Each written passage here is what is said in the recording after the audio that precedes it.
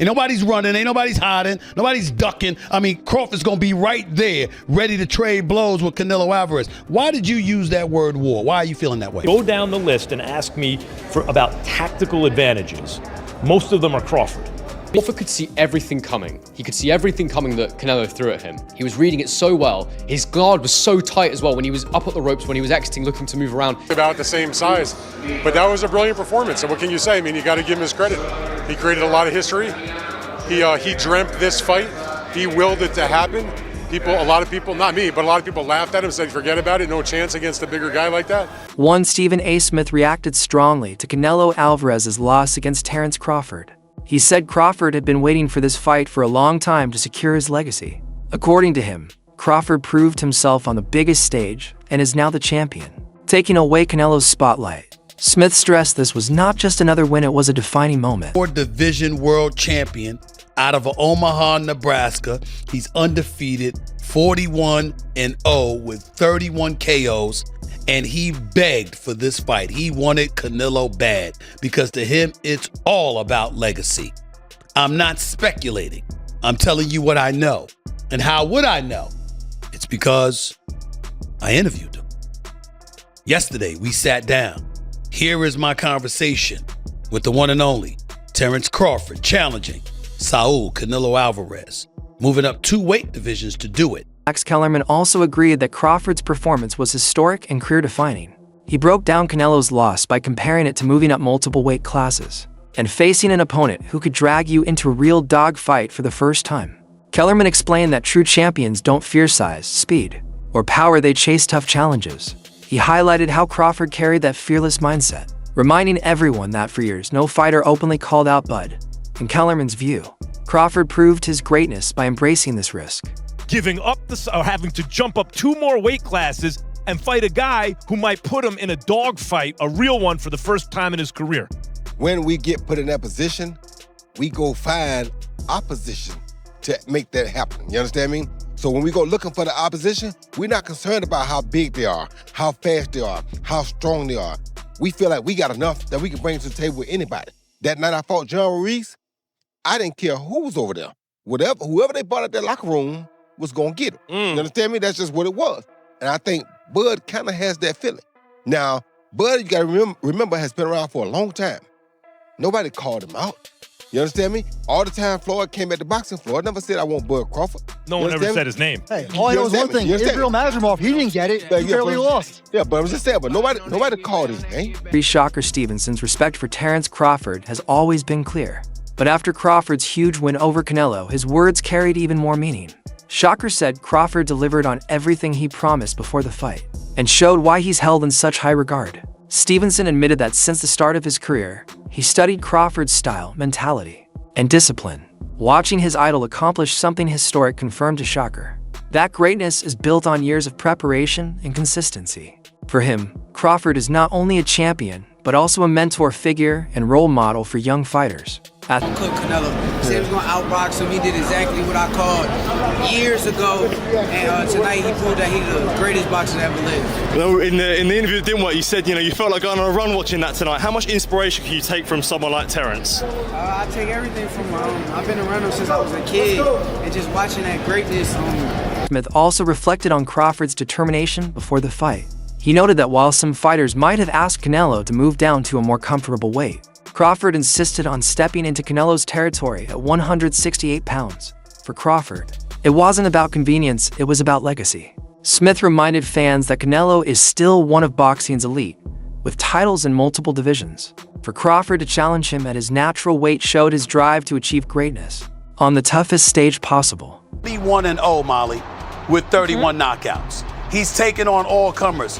I asked him, you're moving up in weight. Why would you not try to get Canelo to come down from 168 to 160 to meet you halfway, since his last fight was Crawford's last fight was at 154? Crawford said, I want what he has. I want to go take it. I don't want to make, I don't want him making concessions and alterations. I'm coming to take what he has. And you look at him, and no one believes that he can't pull it off. He can box, he can punch, he's smart, he's elite, and he wants Canelo. He begged Canelo for this fight. Oladipo spoke about the dramatic change in public opinion around Crawford. Before the fight, many critics said he was too small, too old, and couldn't compete with someone as powerful as Canelo at a higher weight. But after the win, those same critics were quick to praise him. Aide said Crawford deserved every bit of recognition because he took the hardest path. Moving up from smaller divisions and then beating a dominant figure like Canelo was a huge risk. By winning decisively, Crawford proved he's defined not by size or age, but by skill and determination. Crawford did it again a few hours ago against Canelo. And what makes it even special or more special for Crawford is that he did it jumping up, as we know, a couple of weight classes. He did it against one of an all-time or another fellow all-time great, and he did it against someone who was undisputed and still a pound-for-pound top 10 guy. That's what Crawford did, people. So, you know, all those things people were saying in the lead up to this fight, you know, Canelo's going to be too strong, Canelo's too experienced, Crawford's going to be 38, all that. You have to remember all of that when you give Crawford his flowers. Don't like, oh, well, you know, Canelo looks old. No. I don't want to hear any of that. I've started to see a few people on Twitter start to kind of sort of find excuses already. No. Remember everything you said, because Crawford deserves all of that. All of that. Crawford was incredible. Honestly, in the pocket, he was at times showing Canelo, no, I'm stronger than you. I'm going to bully you. Oh, you think you're going to get me in the clinch because you're Mr. 168? No, look at the size of me. I'm jacked as well. I'm swole. And he was moving Canelo around. So by doing that, he got his respect. He didn't switch to orthodox once, stayed in the southpaw stance because he realized early, oh, Canelo don't like this. Canelo does not like this southpaw stance. Canelo's tripping over himself. I'm going to stay here. I'm not going to switch it. No, I like this work. I'm going to stay here. On the ropes, it's like, okay, come in. Because you know when you come in, you know I've got that as well. And I can hurt you as well. Spinning off the ropes. His jab was fantastic. They put up the jab numbers. He was out jabbing Canelo like, it was almost like 10-1. Maybe even 20-1. It was fantastic. And when he needed to land those power shots, he was landing those power shots. It was an incredible performance. Concept gave another important perspective. He dismissed the idea that Canelo's loss was simply due to decline. He reminded viewers that Crawford is actually older than Canelo, so age can't be used as an excuse. Plus, Canelo entered the fight with clear advantages in weight, power, and experience at 168. Yet Crawford still beat him. Wade argued this wasn't about Canelo slipping, it was about Crawford rising to another level. The win was authentic, legitimate, and historic. More tight, more fundamentally sound. While Canelo, even when he was able to get to range, which wasn't a lot, it wasn't often, he was having a hard time landing clean because everything was super wide and out here and to the body out there. And Crawford would either circle out to that same side, to Canelo's lead hand side. He would circle away because Canelo would step straight to Crawford and chase him and not necessarily cut him off. And even when he threw that hook, I was looking for the hook from Canelo, right hand as he stepped through, right? Corral with the lead hand, bang the right hand because you're fighting a southpaw. So yeah, your jab may not be as effective in landing and managing distance and all those things, even though for Terence it kind of was. For Canelo, I was expecting a lot more of that right hand down the middle and over the top, and him jabbing his way, feint jab right hand, and then that lead hook that I thought he would be able to corral Crawford, because Crawford did want to move away from Canelo. He did. He wanted to move away from that power hand. Smart to do. Canelo never took that extra step to step outside of Crawford's lead foot. Again, that orthodox southpaw matchup, it's always going to be a battle of that lead foot.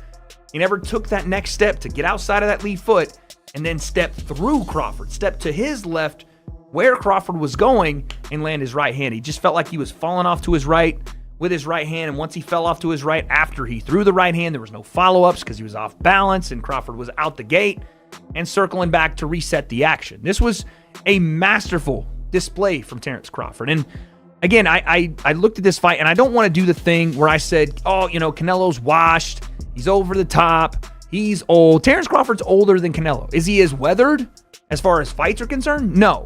But you can only do one thing when talking about this fight, and that is give credit to Terence Crawford. If you want to say Canelo looked old, that's fine. That's on you. I'm not going to say that. Carl Froch, the former champion, focused on Crawford's tactical shift in the middle rounds. Froch explained that around the 6th and 7th rounds, Crawford decided to press forward and take greater control. His jab became the key weapon, breaking Canelo's rhythm and forcing him onto the back foot. Froch praised Crawford's intelligence and timing, saying he knew exactly when to change gears and impose himself. Combination punches on the back foot, sort of dictating the pace. And then after about round 6 or 7, Canelo Alvarez knew, 1 second. I need a little freshener. Canelo knew he had to step on the gas. He knew he needed to put the fight on its front foot and take it to Terence Crawford and start to try and catch him and bang him on. And when he headbutted Crawford, I thought that could be the start of it. A little bit of a nut, get that down. Yeah, I don't know if there was a cut, but the referee stopped and had a look, and I thought now Canelo's going to step on the gas. And he did that. He stepped on the gas, he started getting in close, and he started landing a few more shots than he was in the previous rounds, but it wasn't enough. Terence Crawford was able to catch and counter. He was landing a sneaky uppercut from the southpaw stance. He was dominating behind his jab, and then when Canelo stuck it on him, he was dominating up close in the pocket. He was beating him at his own game. Canelo Alvarez must have been fuming in there. He must have thought to himself, what can I do? He couldn't do anything. He needed to pick up the pace, put the pressure on, and sustain the attacks. And I don't want to take anything away from Terence Crawford, but Canelo Alvarez couldn't do that. He couldn't do it for long enough. Crawford looked like he could have done 20 rounds in there tonight at that pace, the way he was dictating and controlling. And Canelo Alvarez was getting marked up, he was breathing heavy, he was getting tired, he was reaching with shots, and he was getting torn apart. It was an absolute masterclass by Terence Crawford. Canelo tried, Canelo came and he had a go, but to be honest, I don't want to rain on the parade of Crawford, but Canelo Alvarez, for me, is well past his best now. He's seen better days. He hasn't got the pace, he hasn't got the fitness to sustain the attack. Afterwards in the interview, he said, I felt great, it's great, I feel good. And don't forget, Crawford's a couple of years older. So I think it's the miles on the clock. Canelo Alvarez had like 67 fights. I know Crawford's had a fair few fights, but he's about 20 fights behind him. So the miles on the clock have caught up with Canelo Alvarez. He's feeling the pace, he's feeling the age. Other analysts described the fight as a true masterclass in ring intelligence. He said Crawford's performance was pure genius because it looked like he anticipated every punch Canelo tried to throw. Crawford wasn't reacting late. He had clearly studied Canelo's habits and prepared the right counters and constantly throwing the lead left hook to try and cut this off. And when he did get his foot to the outside, that was an option. But over time, Crawford, as he always does, as the genius boxer that he is and is able to do, starts to find those counter punches. And there was 2 counters in particular that I noted during the fight that I felt were absolutely key for Crawford. The first was the counter off that left hook to the body. Now, Canelo did land these sometimes. That left hook he throws, the lead left hook, is quite unpredictable. But he started to land it quite effectively to the body from time to time. But what Crawford was doing was he was catching it with his elbow, and then he'd throw the straight left hand back at Canelo as a counter shot. He'd throw multiple shots. And what I really loved about his counter work was he'd never throw more than singles or twos or threes. He never got carried away. He never did too much with Canelo. Don't get me wrong though, Canelo was still defensively very astute in this fight, but he simply didn't have the foot speed to get to Crawford. He couldn't do it. And he didn't want to use his own jab because I believe Crawford's lead hand is so effective that southpaw stance really meant he could dominate the fight with his own lead hand. Canelo's not a massive jabber himself, but now that he was fighting someone closer to his size, I thought he might try and implement a jab, but he didn't because Crawford's counters were just too fast and too good. There was a couple of moments in this fight, and I said in my prediction, I thought that you'd see Crawford in moments looking absolutely electric and just outclassing Canelo, looking too fast and lighting him up. And we saw that. I'll never forget the beginning of round 9 where he actually stood in the pocket with Canelo and he just rolled with the shots and he was throwing counters. It was absolutely brilliant. But the second counter that he used that was really effective was he'd allow Canelo to throw that single right hand, that straight right hand, that backhand for Canelo, make him miss and come back with his own straight left hand over the top. I also thought that Crawford stabbing to the body was very good. He'd throw straight shots to the body, and that was something I predicted from the Lara fight that he would be able to do. That was also where I got the idea with the exits that I felt would be useful. And the reason we knew they'd be useful and important was because of Saunders just not really dealing with them too well. For today's video, make sure to subscribe, stay tuned, and check out our other updates for more boxing news and